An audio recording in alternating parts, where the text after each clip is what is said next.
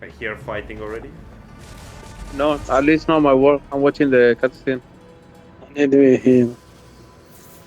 There's a lot of snakes, so get used to a lot of poison. I am tired of those motherfucking snakes on this motherfucking plane. It's a motherfucking cave. Yeah, sorry. He's a man. God made damn of this snakes. fucking like this. Oh my god, he is actually a snake. Yo, this is cool. This is cool. Wait. Yeah. Sure. Okay. Me and Sandra are in fight.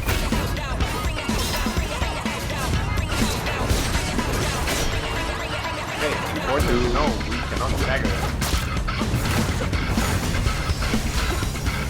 Okay, I will block that. Trying to heal I can. Tom.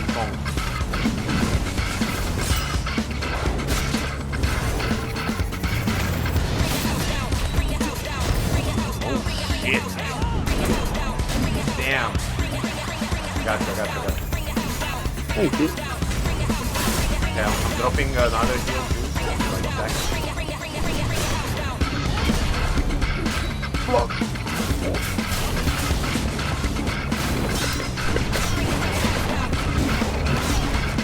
He's on me. Dagger on me. Try to like react. Careful. Drop heal. So scary. Thank you. You cannot heal because you give up, motherfucker.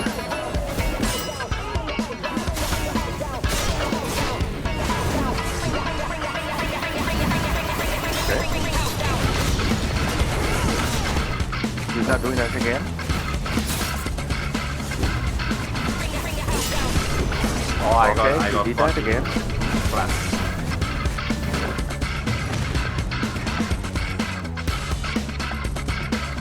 Okay. Yeah, Leo needs to res a few of us. Okay. Cover me, Leo. Okay. Res, drop a I heal. can cover. I don't have it yet. It's gonna be Leo. That's fine. Let me fight I need to get in there with you. Okay. Okay, stall before we go into the next phase and see if we can res them. Oh my god. Okay, everybody up? Shiba. Healing? Healing, yeah. Oh. He's on me.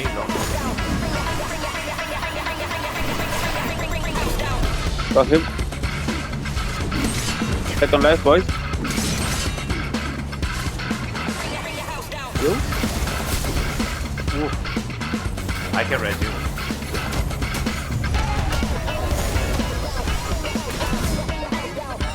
Puto.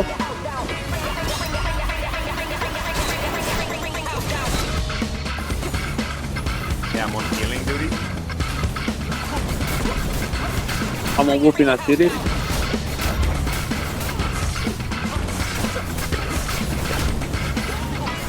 AoE healing 2. 1. Drops in the middle. Oh, nice. This is fucking busted. We still get kills sometimes. We get killed just because of the damage level. Like, we don't exactly get killed because we're doing bad. We get killed because the attacks are just that strong. Okay, dropping heal. Dropping the tank. Oh,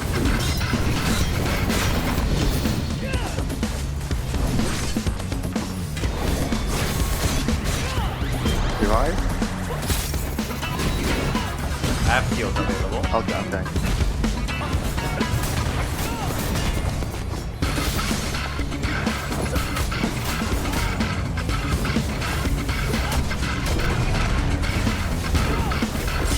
Alright. Oh, Okay. That's a new one. It's the fate boss. Dead. Okay, dropping a heal. Yeah, no, I know. It's just, it's kind of in our like interest to like stack 2 heals. Fuck you. Stagger! Yeah, fucking staggers that. Do it! There you go. I'm doing it again.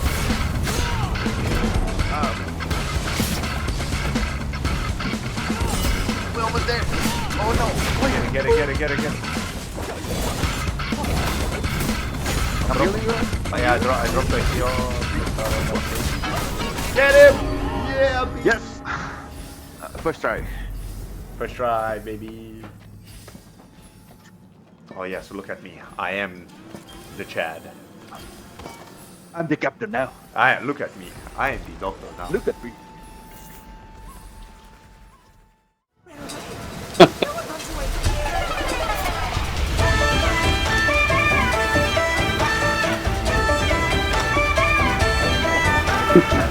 Oh yeah! Yeah! Get it!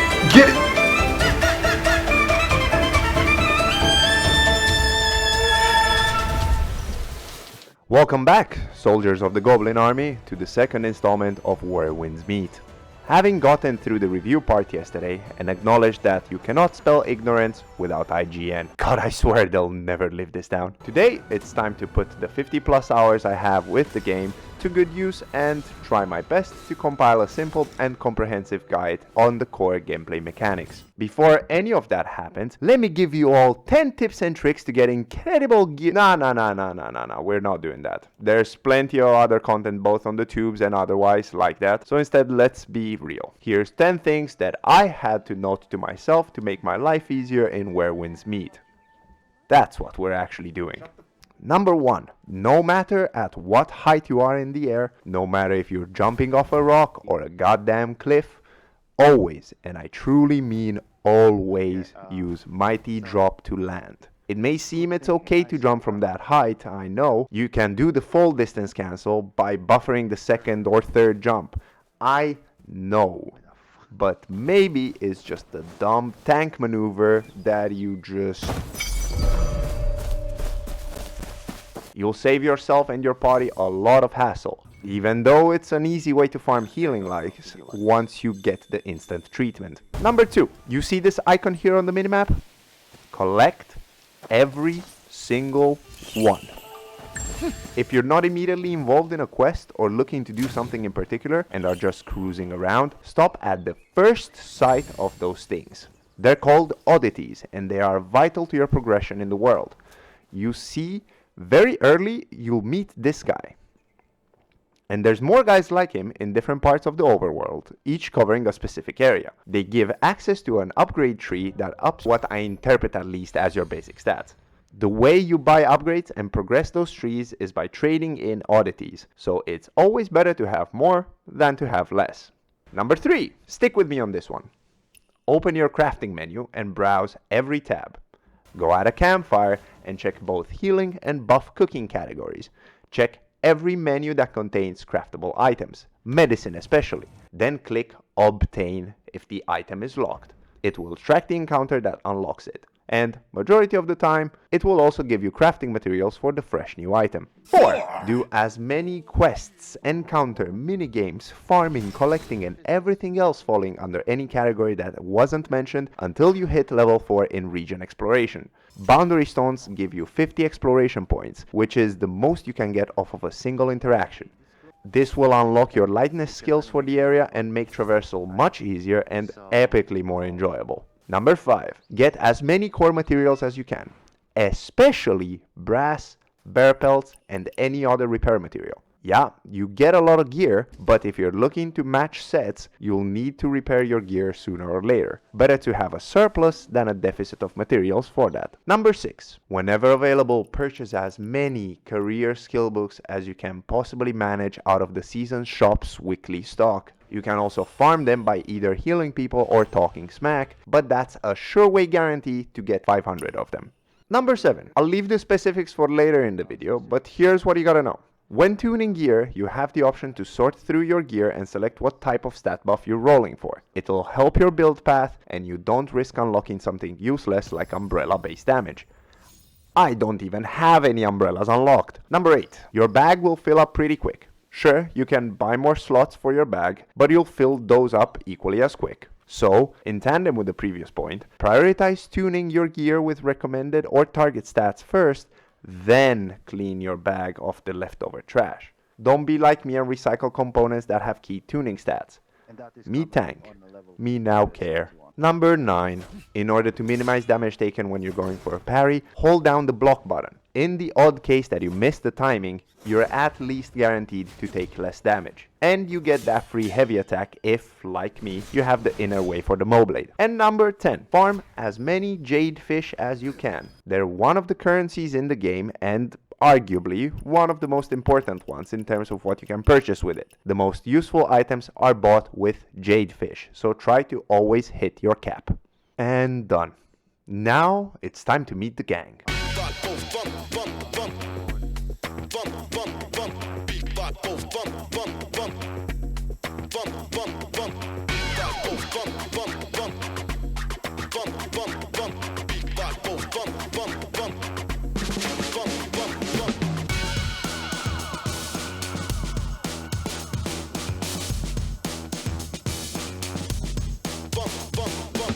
The role of the tank is simple on paper, but hard to master. Your job is to take aggro, eat damage for breakfast, and make sure you're keeping whatever boss you're facing glued on you and away from your squad mate. More often than not, the tank job is the most underappreciated, as you'll feel the difference between having a good tank and having a bad tank when your healer gets tossed by Lucky 17 for the 3rd time this fight.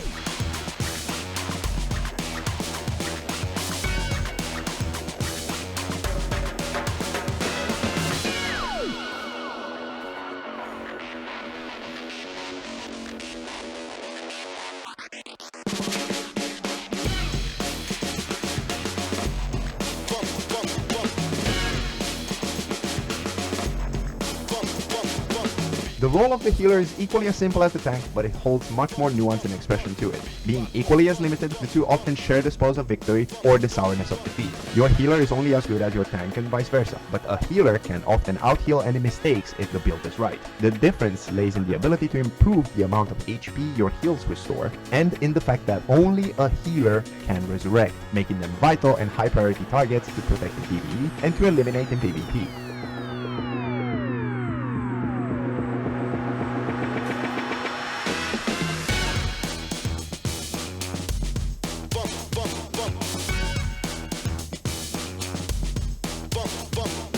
The role of DPS is the most streamlined in terms of responsibility. Your task is to mash buttons, go through combos, exhaust special skills and abilities, and deal as much damage as humanly possible to your target whilst staying as safe and healthy as you can.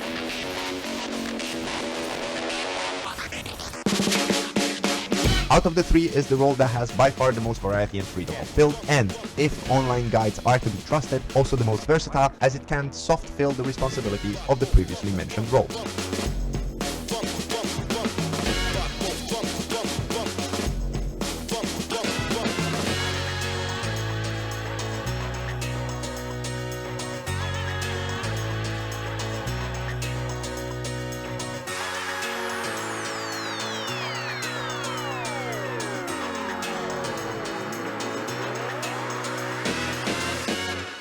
You can mix and match those 3 roles as you please whilst crafting your build. All combinations are possible, from being a pure build, to a partial build, to a fully hybrid 50-50 split. In Tony's own words, it's probably best if you create different build sets for different roles, as it will allow you to be flexible with role selection and find matches online much quicker, both for PvE and PvP queues. Now that the classes have been tackled and somewhat explained, let's go deeper into it by addressing builds and weapon classes. As a disclaimer, bear in mind this is merely my interpretation and understanding of them. Do not take it as straight facts. Feel free to do your own research either online through Google or other content creators, or directly in-game. Fundamentally, they are the same as the roles, with the only difference being that the DPS class is divided between melee DPS and ranged DPS. All tank weapons are melee, all healer weapons are ranged to some extent. Nameless Sword. Aside from being the default weapon you spawn with, this is also the most classic Wuxia of them all. Aggressive, flashy, with an identity fit for high mobility DPS.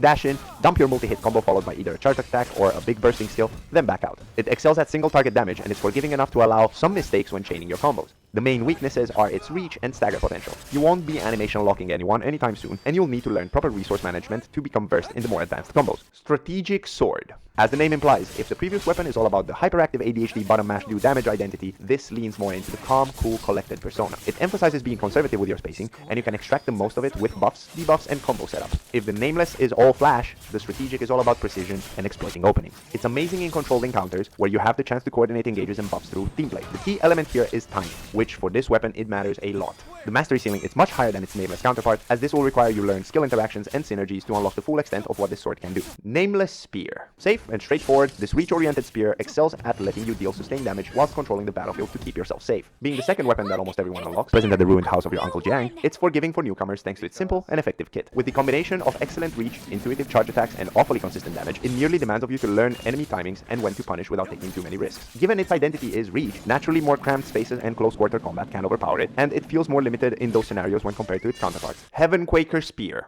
If the Nameless Spear is the sibling that scores straight A's in school, plans for their future, and doesn't rock the household with concerning news, this one is the rebel punk lead vocalist bad boy Johnny Silverhand that just wants to see the world burn. Centered around a burst playstyle, it does the job on its own with very high damage combos, but truly excels when paired with another combo-centric weapon. In order to get the most out of it, you should spec yourself to look for openings, then commit to an all-in where you dump your entire combo of Spear plus second weapon. Bonus points if the other weapon also benefits from stacking combos for a metric truckload of damage. The bad part of this weapon is how punishing it is if you mistime your damage windows, as well as requiring a partnered weapon with synergies to hit peak potential and getting those juicy over-the-top numbers that melt bosses in under 1 minute. Stormbreaker Spear. Rounding up the spear category, we have the slow, durable, and defense-oriented tank spear designed to hold boss aggro and enable team safety. It trades mobility for survivability and control. Think big shield spear that soaks damage and excels at interruptions. It provides tankiness through damage reduction and crowd control, making it perfect for someone that needs to face tank an encounter or wants to make the life of a boss a living hell. Naturally, with it being a tank weapon, it is much slower and it has much less DPS when compared with its offensive-focused alternatives present within the same class of weapons. Thundercry Blade. The other tank class weapon is this slow, heavy, and an absolute unit of a polearm. All about crowd control, shielding, and pulling enemies together to set up the DPS dump. The best way to summarize this one is the following anecdote. If you hit hard, I'll tank it, but beware. I hit harder. Not only it excels at soaking damage and taking one for the team, but its charge attacks have amazing stagger potential and key damage. The trade-off is the slow animation and the need to commit to your attacks at the cost of eating hits. And please, don't miss your attacks with this weapon. It is by far the most punishing and embarrassing of them all. Panacea Fan. This is the weapon for the dedicated healer of the party. Not only it grants great heals, especially if you build around it, but it also allows revival and gives a little bit of crowd control thanks to its parry animation. The healing is vital for any co-op activity, and this fan offers strong utility, however lacks severely in the DPS department. It's the weapon for the dedicated healer.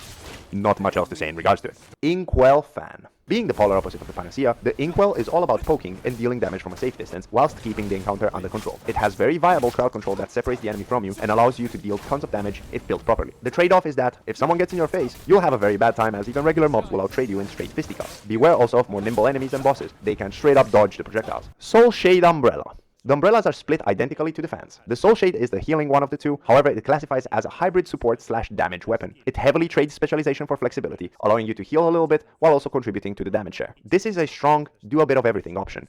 Perfect if you want to be self-sufficient, but beware that being a jack of all trades doesn't have as many advantages as one may think. Vernal Umbrella. If Soulshade is heal, Vernal is raw single target damage. The weapon also offers very good crowd control while giving you the safety of distance, which is perfect for a kiting playstyle. And one of the skills just has you gun down people with a machine gun. This is yet another ranged option that will have big struggles in melee range, like any other ranged option, but offers enough slipperiness to at least give you a chance to heal and reposition. Infernal Twinblades. This is the game's most aggressive DPS choice by far, built entirely around speed and relentless offense. It thrives from multi-hits and bleed damage and rewards perfect dodging, animation cancelling, and tight stamina management. When played well, it melts bosses like the 1000-degree knife through butter, but it punishes mistakes with brutal efficiency as the weapon offers virtually nothing in terms of control and defense. The weapon's greatest strength? Momentum, with hesitation being its greatest weakness. Mortal Rope Dart. Now, the description is a little misleading, as this is more of a hybrid melee/mid-range weapon. It is also, in my opinion, the weapon that has the highest skill ceiling, as it rewards precision, positioning, and most importantly, timing. It's also extremely versatile, as it offers decent utility and can be built as a main DPS option. This is the weapon for you if you're someone that yearns for that super technical, high-skill weapon option. But beware, this is even more unforgiving than the Thundercry Blade's missed heavy attacks. And that just about wraps the weapons. Now, honorable mentions.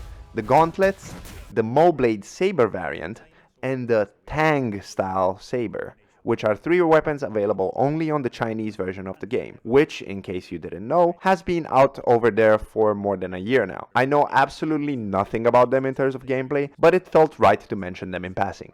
Builds, or paths, as the game calls them, are the core identity of your character. They're preset combinations that fit one of 6 roles, matching martial arts and inner ways in a manner that enhances your output in the respective role. I won't go into detail about the pre-made ones, as frankly you can browse them yourself in game and thoroughly investigate the ins and outs of those builds, but I'll say that any one of those 6 are a great starting point for you to familiarize yourself with the core game mechanics and progression system. Afterwards, you're free to craft your own path. I, for example, have settled with the tank-centered Thundercry Blade from the very beginning, but rotated through Spears, Twinblades until settling for the Panacea Fan as my secondary, giving me a hybrid tank-healer combination that's designed to just eat damage for breakfast and stay up almost indefinitely. Inner ways are basically your perk loadout. Just like old school Call of Duty multiplayer, you unlock up to a maximum of 4 slots, which you can fill with any of the 37 available inner ways. Unlocking them is as easy as any other item. Select it and press Comprehend Inner Way, which will then pull up your map and highlight the area where you find the quest or drop. Some are general, usable for every path and build combination. Others require you to fit within a certain class to use. Without bothering with the details, here's 3 inner ways that are just net useful to anyone, regardless of the build. Morale Chant. Whenever you heal or do damage, you can gain a stack up to a maximum of 5, which increases the damage or healing done. Bitter Seasons. Small chance to poison when dealing damage, which lowers physical defense and can stack up to 5 times. Fivefold Bleed. Chance to inflict bleed every strike, up to 5 stacks. At max stacks, all stacks are removed and you deal damage. I personally run the following on my tank healer build. Exquisite Scenery for counterattacks and more charged heavies. Art of Resistance for more shields. Morale Chant for ramping damage and heals. And Royal Remedy for better AoE heals. Finally, let's talk about gear. Like any RPG from the last couple of decades, gear comes in sets and tiers. Tiers are a simple way to say that this piece of gear is good from X level onward or viable until Y level. This means that unless you've hit the current available level cap, you shouldn't concern yourself and invest too much time and resources into maxing out your gear. We'll cover the tuning mechanic in just a little bit. The items come in sets of 4, with minor synergy for matching 2 pieces of gear and major synergy for matching 4 pieces. The game recommends what sets are for you based on your build, but you can equip whichever you prefer. Sadly, it's down to luck whether or not you get an item that fits into the set, but there's more than enough ways to acquire gear through exploration, clearing forts, and opening gear loot boxes. The meta has established that all armor components make up one set, with your weapons and talismans making up the other set, and thus you'll always wear at least 2 sets of gear to reap their benefits. Let's talk about tuning. It's a mechanic that improves pieces of gear to grant them additional bonuses outside of item and set bonuses. This is done through expending other pieces of gear and adding experience points to the item. The more experience, the more bonuses. There are a maximum of 5 tuning ranks, with the first 4 being generalized and the final one allowing you to tune the piece of gear either towards the general path or towards your chosen weapon path. This final upgrade grants you class-specific bonuses that synergize with your pre-existing build identity. As mentioned earlier, there's a way to sort items for tuning based on your desired stats or attributes. More HP, higher attack or defense stats, better healing, more range, so on and so forth. Depending on the pieces of gear that you use as materials for tuning, you get different tiers of rarity, ranging from common bonuses, which are white, to legendary bonuses, which are gold. Ideally, you always want golds, but you shouldn't be greedy and learn to settle for purples as well. The game explains briefly how tuning works, but my advice is to simply work it out yourself through trial and error. I know, a little disappointing. The bonuses are rarely significant enough to sway the power level of your build, unless you're really lucky with your rolls, but sometimes that extra 2% can be the difference between beating a boss and dying in the final stretch of the boss's 3rd phase. And hopefully that covers it all. I know for a fact that I may have missed some things, but I'm a tank player. I'm paid to take hits to the head, not to use it to think. You want to learn more? Get the game for yourself from Steam or the official Where Winds Meet website. Play, explore, make friends, battle bosses. Do what's meant to be done with games. They're meant to be enjoyed.